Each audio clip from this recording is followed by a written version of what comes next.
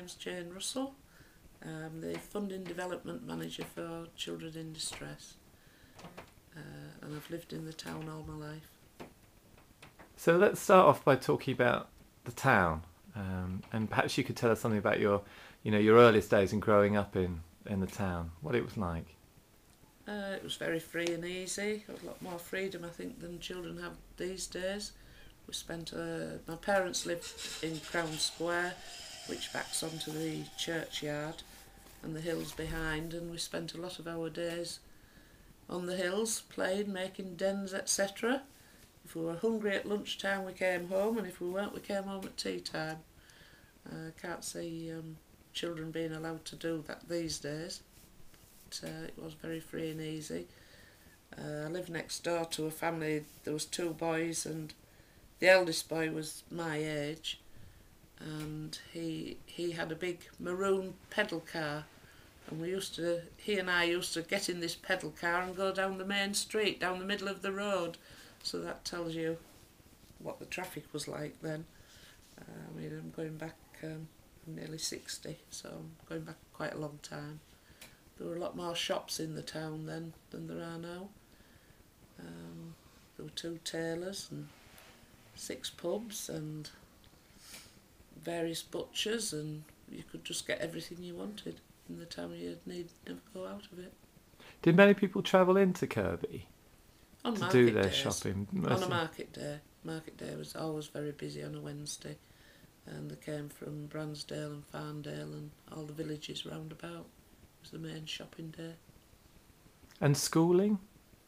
Yeah, the school was in Tinleygarth when I was young. My husband was one of the first pupils to go to Rydale School. He's a bit older than me, so he stayed at Kirkby School till he was 14, and just had 1 year at Rydale School, and it was in Tinleygarth where the doctor's is now. And what was the school? What was the school like? Give us an idea of a school day, and what were the teachers like? Quite strict. We used to get the cane and the ruler and all those things in those days, and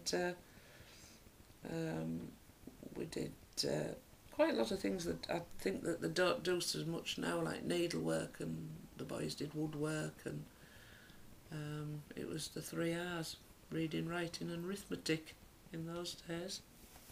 Yeah, we used to have PE. We had to strip down to the girls stripped down to their knickers and the boys their pants. We didn't have proper uniform or anything for it, and we used to do it out in the yard, the school yard, and in the hall in winter if it was too cold. The toilets were in the yard as well, so if it was winter it was very cold, and you had to paddle away up the yard to the toilet. And there were open drains, and it was a real old Victorian type building, I suppose. And did you go on to Rydale School as well? No, I passed my 11 plus, so I went to Lady Lumley's. And how did you get to Lady Lumley's every day? Was there On the bus. The bus was organised? It was a school bus. Right. And then how have you spent, after school, what happened then? Did you stay in the Kirkby, or did you move to work, or? I started work I went to Scarborough Technical College, which is now Yorkshire Coast College, and to do a 2-year business course. But after a year, a job came up in the Yorkshire Bank at Kirkbymoorside, so I put in for it because jobs like that were very few and far between then. And I got it, so I left after a year and started work at 17 in the Yorkshire Bank in Kirkbymoorside. We used to run the Kirkbymoorside branch and the Helmsley branch at that time. And then I moved on to York. I got transferred to York, and then I met my husband, who was from Kirkbymoorside, and ended up coming back. Got married and came back. So you spent your married life in Kirkbymoorside as well? Yeah. Did you ever consider living anywhere else? No. Why is that? Well, my husband worked for companies around here, and just never entered our heads to move, really. I mean, we were happy where we are. We've lived in the house we're in for 38 years. We've been married 39, and we're happy here. What would you say are the best things about Kirkbymoorside? Depends what age you are. At our age, it's a nice place to live. I just feel sad that there isn't so much for the young people. There's, you know, I have 3 children and I've lost them all out of Kirkby. You know, I've got one in Manchester, one in Scarborough, one in York. To get a decent job, they had to move away, you know, to get a good job. So let's bring it right bang up to date then. Tell us what you're involved in now with the Children in Distress shop. How did that all come about? Well, my boss had asked me to look for premises about 18 months ago in this area, and I'd been looking at various shops, and then the shop in Kirkbymoorside came up, and it was just absolutely ideal. It's good shop space and good sorting space behind it, and it's right on the main street, and so we went for it. And how did you get involved in the charity in the first place?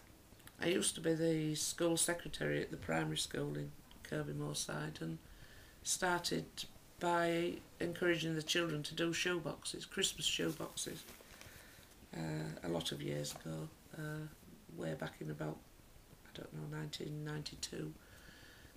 And it just grew from there, my involvement. And As a volunteer? Oh yes, and I've worked for the charity for 3 years, so it's my dream job at the end of my working life, working for the charity. So tell us what you do for the charity. What's your... Well, basically I'm a fundraiser. I go around giving talks and going to schools and churches and different groups and raise funds by whatever means I can. Really, that's about sums it up, I think. And can you tell us how you did the shoeboxes, but why was it Children in Distress that attracted you as a charity as opposed to any other charity? I think at that time there was possibly only Children in Distress did them in this area. The head office of Children in Distress at that time was in Thirsk. It's now in Glasgow, but it was in Thirsk at that time, and so I suppose it was, you know, local, as it were, to me, and so I heard about it. And then it graduated from there. My husband and I used to go and help sort the shoeboxes in the warehouse in Thirsk on a night before they were shipped to Romania. And then we sponsored a child, and it just went on from there. It sort of grew and grew and grew till, as I say, eventually I was offered this job and I took it. So can you tell us about the work that it does, work at charity? Well, it looks after children in Romania. We have been asked to go into Moldova and the Ukraine, which we're considering, but because of the recession we are short of funds. We have 3 hospices in Romania. We have a school for autistic children, we have a child development centre, we run a street children project as well, and lots of offshoot projects. We do quite a lot of work in the community. Any jumpers and, you know, knitted stuff that I get given, we ship out to Romania, and the bulk of it does go to children in the community, in the poor areas. I mean, they are very, very poor in the villages there. I mean, for instance, I visit one family where their front door is a net curtain, and bearing in mind that last winter, for instance, the temperature went down to minus 30 degrees centigrade, and they live in, there's mum and dad, and mum's bedridden sister, and there's 5 children. 2 of the eldest 2, the boys, are grown up and they have girlfriends and they have children. They all live in 2 rooms. They have no running water, no heating and no lighting. So you've been out there and you've seen... Yes, how been a number of times. Have you? Yeah. It must be heartbreaking to It see. is. It is. Very. To think... I think what never ceases to amaze me is that all this is happening in Europe. You expect to see it in, I suppose, in Africa and India perhaps, but not in Europe. How does it affect you, Jane, when you come back? Does it sort of reinvigorate you in your work? Absolutely, yes. Yes, it does. You just come back more determined to do more, you know. But you can see real benefits of the funds that are raised over here, over there. Oh yes, You can see you can it's in our, making you know, our projects, but there is such a lot of poverty. I don't really expect to see a huge difference in my lifetime, to be truthful. At the moment, Romania is suffering like the rest of the world, recession-wise, and they've cut wages over there by 25%, and they don't get such a lot to start with. The government have stopped helping fund projects like ours, so we've lost that money as well, and it's generally in a poor state. So what can good people of Kirkby do to help? They can help by